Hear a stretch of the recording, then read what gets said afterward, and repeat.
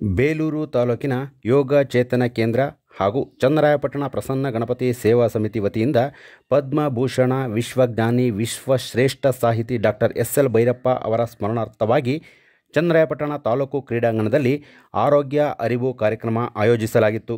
ಈ ವೇಳೆ ಆರೋಗ್ಯಕ್ಕೆ ಯೋಗ, ಪ್ರಾಣಾಯಾಮ, ವಾಯುವಿಹಾರ ಎಷ್ಟು ಮುಖ್ಯವೋ ಅದೇ ರೀತಿ ಮಿತ ಆಹಾರ ಸೇವನೆಯೂ ಮುಖ್ಯ ಎನ್ನುವುದನ್ನು ಸಾರ್ವಜನಿಕರಿಗೆ ಈ ಕಾರ್ಯಕ್ರಮದಲ್ಲಿ ಅರಿವು ಮೂಡಿಸಲಾಯಿತು. ಶ್ರೀಯುತ ಎಸ್.ಎಲ್. ಭೈರಪ್ಪನವರ ಬಗ್ಗೆ ಸಾಹಿತ್ಯ ಕ್ಷೇತ್ರದಲ್ಲಿ ಈ ರಾಜ್ಯದ ಮತ್ತು ರಾಷ್ಟ್ರ ಮಟ್ಟದಲ್ಲಿ ಅಂತ ಮಹಾನ್ ವ್ಯಕ್ತಿಗಳಲ್ಲಿ ಒಬ್ಬರು ಅಂತ ಅಂದರೆ ತಪ್ಪಾಗಲಾರ್ದು. ಸುಮಾರು 10ರಿಂದ 15-20 ಸಾವಿರ ಜನ ಸೇರಿ ನಮ್ಮ ಸಂತೇಶ್ವರ ಗ್ರಾಮದಲ್ಲೇ ಅವರಿಗೆ ಅಭಿನಂದನೆಗಳನ್ನು ಸಲ್ಲಿಸಿ ಅವರಿಗೆ ಸನ್ಮಾನ ಕಾರ್ಯಕ್ರಮವನ್ನು ಈಗಿನ 3ರಿಂದ 4 ತಿಂಗಳ ಹಿಂದೆ ಮಾತ್ರ ಇನ್ನು ಮಾಡಿದ್ವಿ.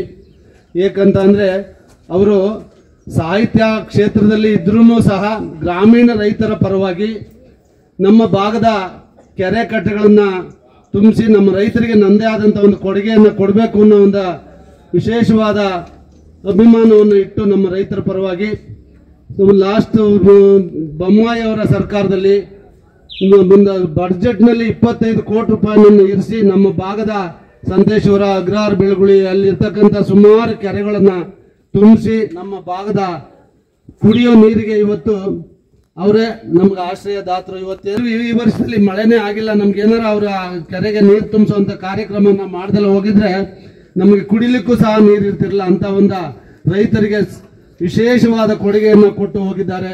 ನಮ್ಮ ಭಾಗದ ಜನ ನಿಜವಾಗ್ಲೂ ಅವ್ರನ್ನ ಮನೆಯಲ್ಲಿ ದೀಪ ಇಟ್ಕೊಂಡು ಪೂಜೆ ಮಾಡ್ತಾ ಇದ್ದಾರೆ ಅಂತ ಇದೀವಲ್ಲ. ಇದೊಂದು ವಿಶೇಷವಾದಂತಹ ಒಂದು ಕಾರ್ಯಕ್ರಮ.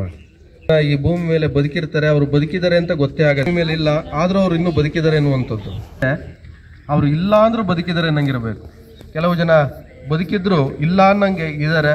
ಆ ರೀತಿ ಬದುಕು ನಮ್ದು ಆಗಬಾರದು ಅನ್ನುವಂಥದ್ದನ್ನ ಅವರ ಜೀವನದ ಅಂದ್ರೆ ಅವರ ನಡೆದು ಬಂದ ದಾರಿಯಿಂದ ನೀವು ಪಾಠ ಕಲಿಯುವಂಥದ್ದು ಹಾಗೆ ಅಂತ. ಅವರ ಹಲವಾರು ಸಾಹಿತಿಗಳನ್ನ ನಾವು ನೋಡಿದ್ದೀವಿ. ತುಂಬ ಸಾಹಿತಿಗಳೇನು ಮಾಡ್ತಾರೆ, ಹಲವಾರು ಪುಸ್ತಕಗಳನ್ನ ಓದ್ತಾರೆ, ಅದರಲ್ಲಿರೋ ಒಳ್ಳೊಳ್ಳೆ ವಿಚಾರಗಳನ್ನ ತಗೊಂಡು ಇವರೊಂದು ಪುಸ್ತಕ ಬರೀತಾರೆ. ಅವರು ಅದರೊಳಗಡೆ ಡೆಪ್ತಾಗಿ ಹೋಗಲ್ಲ. ಆದರೆ ಎಸ್.ಎಲ್. ಭೈರಪ್ಪ ಅವ್ರ ವಿಷಯ ಏನು ಅಂತಂದರೆ, ಅವರು ಯಾವುದೇ ಒಂದು ವಿಚಾರ, ಒಂದು ಆವರಣ ಅಂತ ಒಂದು ಪುಸ್ತಕ ತಗೊಳ್ಳಿ, ಆವರಣ ಪುಸ್ತಕ ಒಂದು ತಗೊಂಡ್ರೆ ಆ ಪುಸ್ತಕದಲ್ಲಿ ಎಷ್ಟು ಡೆಪ್ತ್ಗೆ ಹೋಗಿದ್ದಾರೆ ಅಂತಂದರೆ, ಆ ವಿಚಾರಗಳನ್ನ ತಗೊಂಡು ಪ್ರತಿ ಮನೆಗಳಿಗೆ ಹೋಗಿ ಆ ಮನೆಗಳಲ್ಲಿರೋಂಥ ಕಷ್ಟ, ಕೋಟಲೆಗಳು, ಅಲ್ಲಿಂದ ಆಗಿರೋ ಅನುಭವಗಳನ್ನ ಅವರಷ್ಟನ್ನು ತಗೊಂಡು ಬರೀತಾ ಹೋಗಿದ್ದಾರೆ.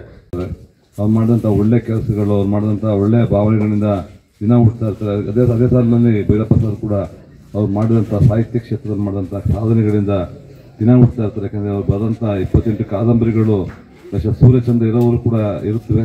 ಸೂರ್ಯಚಂದ್ರ ಇರೋವರು ಕೂಡ ಅವರ ಅಭಿಮಾನಿಗಳು ಓದ್ತಾರೆ. ಇಡೀ ದಕ್ಷಿಣ ಭಾರತದಲ್ಲಿ ಅತಿ ಹೆಚ್ಚು ಓದನ್ನು ಪಡೆದಿರುವಂಥ ವಿಶೇಷವಾದ ಅವ್ರ ಕಾದಂಬರಿಗಳು ಅಂತ ಹೇಳಕ್ ಬಯಸ್ತೀನಿ.